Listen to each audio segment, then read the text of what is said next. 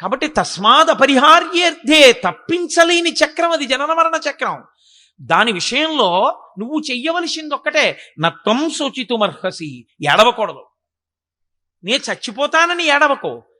ఇక నేను చావడం అంటూ ఉండేది శరీరానికి కాబట్టి చచ్చిపోయే శరీరంలోకి నేను వెళ్లకుండా ఎలా ఉండాలని ఏడు.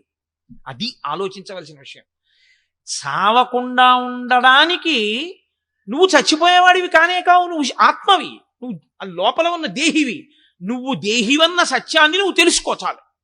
నువ్వు ఆ సత్యాన్ని తెలుసుకున్న ఉత్తర క్షణంలో భయం పోతుంది, అయోమయం పోతుంది. ఇదే నేను మీకు ఒక్క మాట చెప్పి పూర్తి చేస్తాను. రజ్జు సర్ప భ్రాంతి అంటారు, అద్వైతంలో చాలా ఎక్కువగా ఉపయోగిస్తారు దీన్ని. చీకట్లో వెళ్ళిపోతున్నాడు, ఎదురుగుండా ఏదో కదులుతోంది, అడ్డంగా పడుకుని ఆగిపోయాడు. అమ్మ బాబోయ్, ఎంత పెద్ద పాము, నల్లత్రాచు ఇక్కడ తిరుగుతోందన్నారు, ఇదిగో పడుకుంది ఇక్కడ అన్నాడు.